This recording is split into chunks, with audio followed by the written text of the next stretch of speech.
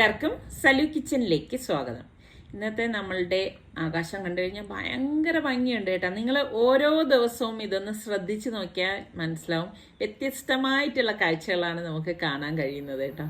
അപ്പം അത് കഴിഞ്ഞ് യൂഷ്വലി നമ്മളുടെ ഒരു റുട്ടീനാണ് രാവിലത്തെ ചായ എന്ന് പറയുന്നത്. അപ്പം ചായ കുടിക്കാത്ത ആൾക്കാർ ഒരുപാട് പേരുണ്ട് അല്ലേ. ഇവിടെ മോൾക്കാണെങ്കിൽ ചായ വേണ്ട കേട്ടോ. ആദ്യം അവൾ കല്യാണം കഴിഞ്ഞ് വന്ന സമയത്തൊക്കെ ചായ കുടിക്കുമായിരുന്നു. പക്ഷെ ഇവിടുത്തെ മക്കളെ കണ്ടിട്ടാണെന്ന് തോന്നുന്നു ഇപ്പം അവൾ അങ്ങനെ ചായ കുടിക്കാറില്ല. പിന്നെ ഞാനത് ഒട്ടും പ്രോത്സാഹിപ്പിക്കാറുമില്ല.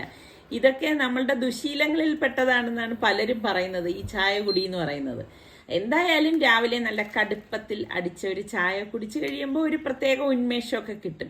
പിന്നെ ഇവിടെ മോളാണെങ്കിലും മക്കളാണെങ്കിലും ഞാൻ അവർക്ക് പാല് കൊടുക്കാറുണ്ട് കേട്ടോ. അപ്പം അങ്ങനെ പാല് അവർ രാവിലെ തന്നെ കുടിക്കുന്നുണ്ട്. ചിലപ്പോൾ കോൺഫ്ലെക്സ് ഇട്ട് കുടിക്കും, അതല്ലെങ്കിൽ അവർ ഹോർലിക്സ് ഇട്ട് കുടിക്കും. അതൊക്കെ അവരുടെ ഇഷ്ടത്തിനനുസരിച്ചൊക്കെ അവർ ഓരോ കാര്യങ്ങൾ ചെയ്യും. പിന്നെ അപ്പം നിസാറിക്ക വന്നു, ചായ ഇട്ടൊക്കെ കഴിഞ്ഞപ്പോഴേക്ക് നിസാറിക്കുള്ള ചായ ഞാൻ കൊണ്ടുവന്ന് കൊടുത്തു. ഇതൊക്കെയാണ് നമ്മളുടെ രാവിലെ ഉള്ള പതിവ്. സ്ട്രോബെറി സ്ട്രോബെറി ഗേൾ, ഏറ്റവും ഇഷ്ടം സ്ട്രോബെറി പ്ലം. ഒന്ന് മാറ്റിയാണ് മതിയാ മതിയാ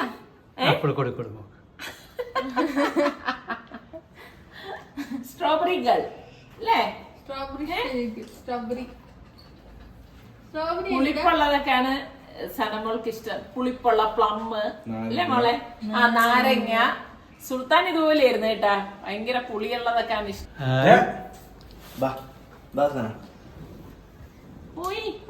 സ്ട്രോബെറി ഗേൾ.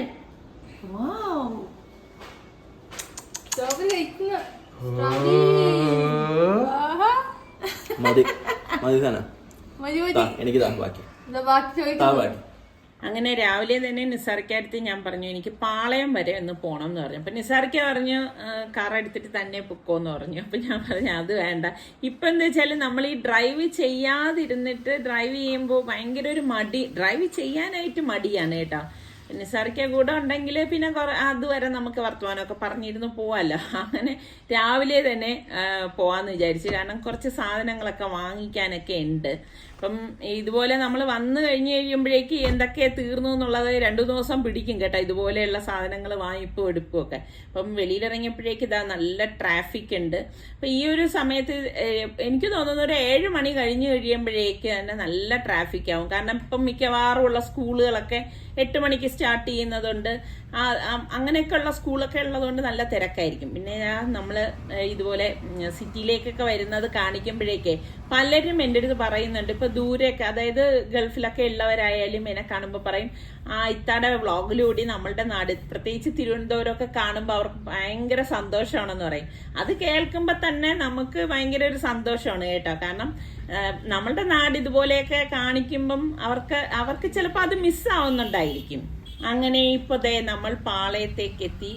പാളയത്ത് നമ്മൾ ബാക്ക് സൈഡിലാണ് കാറ് പാർക്ക് ചെയ്തിട്ട് പോകുന്നത് കേട്ടോ. അപ്പൊ എനിക്ക് മീനൊക്കെ ഉണ്ടോന്നൊന്ന് നോക്കണം. അപ്പൊ നല്ല മീനൊക്കെ വേണമെങ്കിൽ പാളയത്ത് രാവിലെ വന്നു കഴിഞ്ഞാൽ നമുക്ക് കിട്ടും. അപ്പം ഇവിടെ ആകുമ്പോൾ പിന്നെ പാർക്കിങ്ങിന് പിന്നെ വലിയ ബുദ്ധിമുട്ട് വരില്ല. അപ്പോൾ മീനൊക്കെ കൊണ്ടുവന്ന് അവരെ ഇറക്കിയിട്ടേ ഉണ്ടായിരുന്നുള്ളൂ. ആവോലിയാണെന്ന് തോന്നുന്നു ഇപ്പോൾ കൂടുതലും. കാരണം ആവോലി മീൻ എല്ലായിടത്തും ഇരിക്കുന്നുണ്ട് കേട്ടോ, കണ്ടോ. അപ്പം ഞാനിങ്ങനെ എല്ലായിടും നോക്കിയിട്ടേ ആവശ്യമുള്ള മീൻ ഞാൻ വാങ്ങിക്കത്തുള്ളൂ. അങ്ങനെ ഇപ്പം ഞാൻ കുറച്ച് മീനൊക്കെ വാങ്ങിയിട്ടുണ്ട്. അപ്പോൾ അത് കഴിഞ്ഞിപ്പോൾ എനിക്ക് കുറച്ച് പ്രൊഫഷൻ സാധനങ്ങളൊക്കെ വാങ്ങിക്കണമായിരുന്നു. പിന്നെ അതുപോലെ തന്നെ പച്ചക്കറി, അത്യാവശ്യം വേണ്ട സാധനങ്ങൾ എല്ലാം ഞാൻ ഇവിടെ നിന്ന് എടുക്കത്തില്ല. അത്യാവശ്യം വേണ്ടത് മാത്രമേ ഞാൻ ഇവിടെ വരുമ്പോഴേക്ക് വാങ്ങിക്കത്തുള്ളൂ. പിന്നെ ഞാൻ ടൊമാറ്റോയൊക്കെ ഞാൻ എപ്പോഴും പറയുമല്ലോ, ഞാൻ വളരെ കുറച്ച് ഉപയോഗിക്കാറുള്ളൂ. അപ്പോൾ അതുകൊണ്ട് എനിക്ക് കുറച്ച് മതി, അതും വാങ്ങി.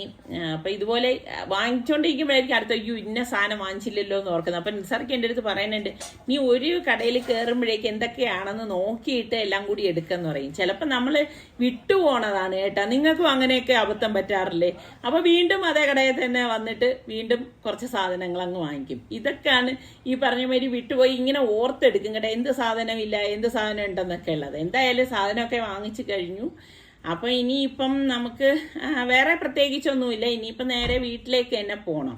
ഇപ്പം മഴയെല്ലാം കഴിഞ്ഞെന്ന് തോന്നുന്നു. കാരണം ഇപ്പൊ വെയിലിന് നല്ല ചൂടുണ്ട് കേട്ടോ. പക്ഷേ നമുക്കിപ്പം ഈ ഹജ്ജൊക്കെ കഴിഞ്ഞ് വന്നതുകൊണ്ട് തന്നെ ചൂട് എന്ന് ഒരിക്കലും ഞാനത് പറയത്തില്ല കേട്ടോ. കാരണം ഇവിടെ ഉള്ളത് ശരിക്കും പറഞ്ഞാൽ സ്വർഗം എന്ന് തന്നെ പറയാം. ചൂടല്ല കേട്ടോ. കാരണം ചൂടൊക്കെ അറിയണമെങ്കിൽ നമ്മൾ അവിടെ 50 ഡിഗ്രിയിൽ നിന്നിട്ടൊക്കെ വരുമ്പോഴാണ് ആ ചൂടിന്റെ ഗാഠത നമുക്ക് മനസ്സിലാവണത്. അപ്പൊ ഇവിടെ ഒരു വേറെ തരം ചൂടാണ്. അപ്പൊ അതും ഇതുമായിട്ട് നമുക്ക് അങ്ങനെ താരതമ്യപ്പെടുത്താനൊന്നും പറ്റത്തില്ല. ഇനിയിപ്പൊ എന്തായാലും വീട്ടിൽ പോയിട്ട് ഒന്ന് കുക്ക് ചെയ്യണം. അങ്ങനെ ഇവിടെ വീട്ടിൽ വന്നു. പിന്നെ ബ്രേക്ക്ഫാസ്റ്റ് ഒക്കെ കഴിച്ചു കഴിഞ്ഞ ശേഷമാണ് ഞാൻ ബാക്കി മീനൊക്കെ വൃത്തിയാക്കാൻ പോയത് കേട്ടോ. മീനൊക്കെ ക്ലീൻ ചെയ്ത് ആവോലിയാണ് കേട്ടോ കൊണ്ടുവന്ന ശേഷം ഞാൻ വിചാരിച്ചു അത് പൊരിക്കാനായിട്ടൊന്ന് മസാല തയ്യാറാക്കാം. ഇതിൽ പ്രത്യേകിച്ചൊന്നുമില്ല, നിങ്ങളൊക്കെ ചെയ്യുന്നത് പോലെ തന്നെ മുളക് പൊടിയും കുരുമുളക് പൊടിയും മഞ്ഞൾപ്പൊടിയും പിന്നെ ഗരം മസാലപ്പൊടി, ഉപ്പ്, ഇത്ര മാത്രമേ ഇടുന്നുള്ളൂ. പിന്നെ കുറച്ച് വെള്ളം ഒഴിച്ച് ഇതൊന്ന് കുഴച്ചെടുക്കും. ചില സമയത്ത് ഞാൻ ഇതിലേക്ക് ഇഞ്ചിയും വെളുത്തുള്ളിയും ചതച്ചതൊക്കെ ചേർക്കാറുണ്ട് കേട്ടോ. ഞാനിപ്പോൾ അങ്ങനെ ചെയ്യുന്നില്ല. ഈ ഒരു മസാല മാത്രമേ ഇങ്ങനെ ഒന്ന് പുരട്ടി എടുക്കുന്നുള്ളൂ. ഇവിടെ സൽമാൻ ആവോലി മീൻ ഫ്രൈ ഭയങ്കര ഇഷ്ടമാണ് കേട്ടോ. നിങ്ങളിൽ എത്ര പേർക്ക് ആവോലി ഇഷ്ടമുള്ളവരുണ്ട്? ആവോലി എന്ന് പറയുമ്പോൾ നമുക്ക് എപ്പോഴും കിട്ടുന്ന ഒരു മീനല്ലല്ലോ. ചില സമയങ്ങളിൽ മാത്രമേ നമുക്ക് ഇവിടെയൊക്കെ ആവോലി കിട്ടാറുള്ളൂ കേട്ടോ. അപ്പോൾ ഞാനത് പുരട്ടി മാറ്റി വെച്ച ശേഷം പിന്നെ കറി ഉണ്ടാക്കാൻ വേണ്ടിയിട്ട് ഞാൻ ചെറുപയറാണ് എടുത്തിരിക്കുന്നത് കേട്ടോ. അപ്പോൾ ചെറുപയർ ഇനിയിപ്പോൾ നന്നായിട്ട് ഒന്ന് കഴുകി എടുത്തിട്ട് വരാം. പിന്നെ ഞാൻ മത്തങ്ങ എടുത്തിട്ടുണ്ട്. അപ്പോൾ മത്തങ്ങ നമുക്ക് ആവശ്യത്തിനുള്ളത് എടുത്താൽ മതി കേട്ടോ. അപ്പം ഞാൻ മത്തങ്ങ ഒന്ന് കട്ട് ചെയ്തെടുക്കുകയാണ്. ശരിക്കും പറഞ്ഞാൽ ഈ ഒരു കറി നമ്മളുടെ വൻപയറും അങ്ങനെ പയറുണ്ടല്ലോ, ആ പയറൊക്കെ ഇട്ട് വെക്കുമ്പോൾ നല്ല ടേസ്റ്റാണ് കേട്ടോ. അപ്പം എൻ്റെ കയ്യിൽ ആ പയറില്ലായിരുന്നു, അതുകൊണ്ടാണ് ഞാനിപ്പോൾ ചെറുപയർ എടുത്തത് കേട്ടോ. അപ്പോൾ മത്തങ്ങ അതിൻ്റെ സെൻറ്ററിലെ പോർഷനൊക്കെ ഒന്ന് ക്ലീൻ ചെയ്തെടുക്കാം. പിന്നെ പെട്ടെന്ന് വെന്ത് കിട്ടുന്ന ഒരു വെജിറ്റബിൾ കൂടിയല്ലേ മത്തങ്ങ. പിന്നെ ഞാനാണെങ്കിൽ സാമ്പാറിൽ അധികം മത്തങ്ങ അങ്ങ് ചേർക്കാറില്ല കേട്ടോ. കാരണം മധുരമുള്ള, അതായത് സാമ്പാർക്ക് ചെറുതായിട്ടൊന്ന് മധുരിക്കും. അതുകൊണ്ടാണ് ഞാൻ സാമ്പാർ ഉണ്ടാക്കുമ്പം മത്തൻ അധികം ചേർക്കാത്തത്. പിന്നെ ഇങ്ങനെയൊക്കെയുള്ള കറികൾക്ക് ഞാൻ മത്തൻ ഉപയോഗിക്കാറുണ്ട്. അപ്പോൾ മത്തൻ ഞാൻ തോല് കളയത്തില്ല കേട്ടോ. ഇത് നന്നായിട്ടൊന്ന് കഴുകി എടുക്കത്തേ ഉള്ളൂ. അപ്പോൾ ഇതുപോലെ നമുക്ക് അത്യാവശ്യം വലിപ്പത്തിനുള്ള പീസാക്കിയാണ് ഞാൻ കട്ട് ചെയ്തെടുക്കുന്നത്. തീരെ ചെറുതാക്കി കഴിഞ്ഞാൽ അത് തീരെ അങ്ങ് ഉടഞ്ഞു പോകും. അപ്പോൾ ഈ കഴുകി വെച്ചിരിക്കുന്ന ചെറുപയർ ഞാൻ പ്രഷർ കുക്കറിലേക്ക് ഇട്ട് കൊടുക്കുകയാണ്. അതോടൊപ്പം തന്നെ നമ്മൾ കഴുകി വെച്ചിരിക്കുന്ന ഈ കട്ട് ചെയ്ത മത്തനും കൂടി ഇട്ട് കൊടുക്കുകയാണ് കേട്ടോ. പിന്നെ വേണ്ടത് പച്ചമുളകാണ്. എരിവിന് ആവശ്യത്തിനുള്ള പച്ചമുളക് നമുക്കൊന്ന് കീറിയിട്ട് കൊടുക്കാം. ഞാനൊരു 3 അത്യാവശ്യം നല്ല എരിവുള്ള പച്ചമുളകാണ് ഇട്ട് കൊടുത്തിരിക്കുന്നത്. ഒരു 4 അല്ലി വെളുത്തുള്ളി ഒന്ന് ചതച്ചിട്ട് അതും ഇട്ട് 1 ടീസ്പൂൺ മഞ്ഞൾപ്പൊടിയും പാകത്തിനുള്ള ഉപ്പും കൂടി ഇട്ട് കൊടുക്കുകയാണ്. അതിനുശേഷം നമുക്ക് കുറച്ച് വെള്ളം ഒഴിച്ചിട്ട് ഇതൊന്ന് വേവിച്ചെടുക്കണം. വെള്ളം ഒഴിക്കുമ്പോൾ ഒരുപാട് വെള്ളം അങ്ങ് ആയിപ്പോരുതേ. മത്തൻ നകക്കെയുള്ള വെള്ളം മാത്രം ഒഴിച്ചാൽ മതി. പ്രഷർ കുക്കർ മൂടിയിട്ട് ഞാനൊരു 2 വിസിൽ വരെയാണ് ഇതൊന്ന് വേവിച്ചെടുക്കുന്നത്. അപ്പോൾ അരപ്പിന് വേണ്ടിയിട്ട് ഞാനിവിടെ തേങ്ങ, ചെറിയ ഉള്ളി, വെളുത്തുള്ളി അല്ലി ഒരു 3-4 എണ്ണം, 2 പച്ചമുളക്, 1 ടീസ്പൂൺ ചെറിയ ജീരകം, 1 ടീസ്പൂൺ മഞ്ഞൾപ്പൊടി, 1/4 ടീസ്പൂൺ കാശ്മീരി ചില്ലി പൗഡറും കൂടി ഇട്ടിട്ട് നമുക്കിതൊന്ന് കറക്കിയെടുക്കാം. അപ്പോൾ ഇതുപോലെ ഒന്ന് കറക്കിയെടുക്കണം. ഞാൻ കാണിച്ചു തരാം. ഈ ഒരു പരുവത്തിൽ. എന്നിട്ട് നമുക്ക് ഇതൊന്ന് ഒതുക്കിയ ശേഷം പാകത്തിനുള്ള വെള്ളം ഒഴിച്ചു കൊടുക്കാം. വെള്ളം ഒഴിച്ചിട്ട് ഇത് വീണ്ടും ഒന്ന് അരച്ചെടുക്കാം. വെള്ളം എടുക്കുമ്പോൾ ഒരുപാട് കൂടുതൽ ഒഴിച്ചു കഴിഞ്ഞാൽ പെട്ടെന്ന് അരഞ്ഞു കിട്ടത്തില്ല കേട്ടോ. അപ്പോൾ ഈ ഒരു പരുവത്തിൽ നമ്മളിത് അരച്ചെടുത്താൽ മതിയാകും. അപ്പോൾ അരപ്പ് ഞാനൊന്ന് മാറ്റി വെക്കുകയാണ്. അപ്പോൾ നമ്മളുടെ മത്തനും ചെറുപയറും കൂടി വെന്ത് വരുവാണ് കേട്ടോ. അപ്പോൾ ഈ സമയത്ത് ഞാൻ പാൻ അടുപ്പത്തേക്ക് വെച്ചിട്ട് വെളിച്ചെണ്ണ ഒഴിച്ചു കൊടുക്കുകയാണ്. നമ്മുടെ മീൻ പൊരിക്കാനായിട്ട് ഇട്ട് കൊടുക്കാൻ വേണ്ടിയിട്ടാണ് കേട്ടോ. ആദ്യം കുറച്ച് കറിവേപ്പില ഞാൻ ഇതുപോലെ ഒന്ന് ഇട്ട് കൊടുക്കും. അതിനുശേഷം മസാല പുരട്ടി വെച്ചിരിക്കുന്ന മീൻ ഇതുപോലെ ഒന്ന് വെച്ച് കൊടുക്കും. അപ്പം ഇത് പിന്നെ അതവിടെ ഇരുന്ന് ഫ്രൈ ആയിക്കോളും. ഒരുപാട് ഓയിലൊന്നും ഞാൻ അങ്ങനെ ഒഴിക്കാറില്ല കേട്ടോ. ആദ്യം മീൻ ഇട്ടിട്ട് ഇത് അടുക്കി പിടിക്കാതിരിക്കാൻ വേണ്ടി ജസ്റ്റ് ഇതുപോലെ ഒന്ന് ഇളക്കി കൊടുക്കും. ഇത് കാസ്റ്റ് അയണിൻ്റെ പാനാണ് കേട്ടോ. അപ്പോൾ ഇത് ഒട്ടിപ്പിടിക്കാതിരിക്കാൻ പ്രത്യേകം ശ്രദ്ധിച്ചേക്കണം. ഇത് കോട്ടിംഗ് ഉള്ള കാസ്റ്റ് അയണിൻ്റെ പാനാണ് കേട്ടോ. അപ്പോൾ ഇതുപോലെ ഒന്ന് ഇളക്കി കൊടുത്തു കഴിഞ്ഞാൽ പിന്നെ നമുക്ക് തിരിച്ച് മറിച്ചു ഇട്ടെടുക്കാൻ എളുപ്പമാണ്. ഒരു സൈഡ് റെഡി ആയപ്പോഴേക്ക് ഞാനൊന്ന് മറിച്ചിട്ട് കൊടുത്തിട്ടുണ്ടായിരുന്നു. അപ്പോൾ ഇതുപോലെ ഒന്ന് മറിച്ചിട്ട ശേഷവും നമ്മൾ ഒന്ന് ഇളക്കി കൊടുത്താൽ മതി കേട്ടോ. അപ്പോൾ ഈ സമയം കുക്കർ ഓഫ് ചെയ്തിട്ട് സ്റ്റീമൊക്കെ പോയ ശേഷം ഞാൻ കുക്കർ ഒന്ന് ഓപ്പൺ ചെയ്യുവാണ്. കണ്ട നമ്മളുടെ ചെറുപയറും മത്തനും ഒക്കെ നന്നായിട്ട് വെന്ത് വന്നിട്ടുണ്ട്. അപ്പം നല്ല പ്രോട്ടീനൊക്കെ ഉള്ള നല്ല ഒരു കറിയാണ് കേട്ടോ ഇത്. അപ്പം ഞാനിത് വെന്തത് ഒരു മൺചട്ടിയിലേക്ക് ഒന്ന് മാറ്റി കൊടുക്കുകയാണ് കേട്ടോ. അപ്പോൾ മൺചട്ടിയിൽ ഇരുന്ന് കറി ഇരിക്കുമ്പോഴേക്കും ഒരു പ്രത്യേക ടേസ്റ്റ് അല്ലേ. നിങ്ങൾക്കൊക്കെ മൺചട്ടിയിൽ കറി റെഡിയാക്കുന്നത് ഇഷ്ടമാണോ? ഇതിപ്പം ഞാൻ കുറച്ച് താമസിച്ചത് കൊണ്ടാണ് പെട്ടെന്ന് ഇത് വെന്ത് കിട്ടാൻ വേണ്ടിയിട്ട് പ്രഷർ കുക്കറിലാക്കി എടുത്തത് കേട്ടോ. എന്നിട്ട് നമുക്ക് ഈ അരപ്പും കൂടി ഇതിലേക്ക് ഇട്ട് കൊടുത്തിട്ട് ഒന്ന് ഇളക്കി കൊടുക്കാം. ഇളക്കി കൊടുത്ത ശേഷം നമുക്ക് ഇതിലേക്ക് പാകത്തിനുള്ള വെള്ളം ഒഴിച്ചു കൊടുക്കണം. അപ്പോൾ ഇത് നമുക്ക് ചപ്പാത്തിക്കും ചോറിനും ഒക്കെ പറ്റിയ ഒരു കറിയാണ് കേട്ടോ. അപ്പം ഞാൻ എപ്പോഴും പറയത്തില്ലേ, ഇവിടെ മക്കൾക്കാണെങ്കിൽ ഉച്ചയ്ക്ക് ചപ്പാത്തിയാണ് ഇഷ്ടം. അപ്പോൾ അതുകൊണ്ട് തന്നെ എന്നും ഇവിടെ ചപ്പാത്തി ഉണ്ടാവും. അപ്പോൾ അതിൻ്റെ ഒപ്പം കൂട്ടി കഴിക്കാൻ പറ്റുന്ന കറിയായിരിക്കും ഞാൻ ഉണ്ടാക്കുന്നത്. അപ്പോൾ ഇതിപ്പോൾ ചോറിനും പറ്റിയ ഒരു കറിയാണ്, അതുപോലെ തന്നെ ചപ്പാത്തിക്കും പറ്റിയ ഒരു കറിയാണ് കേട്ടോ. അപ്പോൾ ഇതുപോലെ ഒന്ന് തിള വരണം. തിള വരുമ്പോഴേക്ക് നമുക്ക് ഇത് ഓഫ് ചെയ്യാം കേട്ടോ. ഇത് കണ്ടോ, എല്ലാം കറക്റ്റ് പരുവത്തിന് വന്നിട്ടുണ്ട്. ഇതിങ്ങനെ തിളച്ച് വരുമ്പോൾ തന്നെ നല്ല മണമാണ് കേട്ടോ ഈ ഒരു കറിക്ക്. അപ്പോൾ ഇനി നമുക്ക് ഇതിലേക്ക് വേണ്ടിയിട്ട് താളിച്ച് വേണം ഒഴിച്ചു കൊടുക്കാനുള്ളത്. അപ്പോൾ ആ പാനിലേക്ക് വെളിച്ചെണ്ണ ഒഴിച്ച ശേഷം കടുകിട്ട് പൊട്ടിച്ചു കൊടുക്കാം. പിന്നെ നമുക്ക് വറ്റൽമുളക് ഇട്ടിട്ട് ഒരു 3-4 ചുവന്നുള്ളി അരിഞ്ഞതും കൂടി ഇതിലേക്കിട്ട് കറിവേപ്പിലയും കൂടി ചേർത്ത് നമുക്ക് കൂട്ടത്തിൽ 1 ടേബിൾ സ്പൂണോളം തേങ്ങയും കൂടി ഇട്ട് കൊടുക്കണം കേട്ടോ. അപ്പോഴാണ് ഈ കറിക്ക് നല്ല ടേസ്റ്റ് വരുന്നത്. അപ്പോൾ ഇതുപോലെ ഒന്ന് ഇളക്കി കൊടുക്കണം. അത് നല്ല മൂത്ത് വരണം കേട്ടോ. കരിഞ്ഞു അതിരിക്കാൻ പ്രത്യേകം ശ്രദ്ധിച്ചേക്കണം. അപ്പോൾ ഇത് കണ്ട തേങ്ങയൊക്കെ നല്ല മൂത്ത് വന്നിട്ടുണ്ട്. ഇനി ഒന്നുമില്ല, ഇത് നമുക്ക് ഈ കറിയിലേക്ക് ഒഴിച്ചു കൊടുക്കാം. അപ്പോൾ കണ്ട നമ്മളുടെ ചെറുപയർ മത്തൻ കറി ഇവിടെ റെഡിയാണ്. നല്ല ടേസ്റ്റാണിത്. അപ്പം നിങ്ങളെല്ലാവരും ഈ രീതിയിലൊന്ന് ട്രൈ ചെയ്ത് നോക്കണം കേട്ടോ. അപ്പം ഇതാണ് നമ്മളുടെ ഇന്നത്തെ ലഞ്ചിൻ്റെ കറി എന്ന് പറയാൻ. വേറെ ഒന്നുമില്ല, ഈ ഒരു കറിയും ആ ഒരു മീൻ ഫ്രൈയും ഉണ്ടെങ്കിൽ അത് തന്നെ ധാരാളമാണ് കേട്ടോ.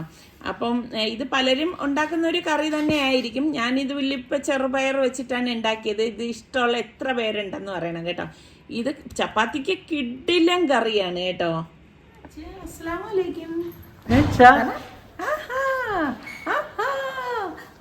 ചാറ്റ് പോകാനൊക്കെ വലിയ ഇഷ്ടമല്ലേ ഇവളെ? അതേ ഇഷ്ടമുള്ളൂ.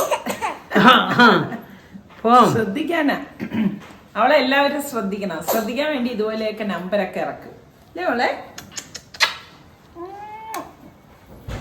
അങ്ങനെ ഊണൊക്കെ കഴിഞ്ഞ് ഉച്ച കഴിഞ്ഞ് ഞങ്ങളിതാ പുറത്തേക്ക് പോവാണ്. അങ്ങനെ ഞാൻ പറഞ്ഞില്ലേ, സനമോൾക്ക് വെളിയിലൊക്കെ പോകാൻ ഭയങ്കര ഇഷ്ടമാണ് കേട്ടോ.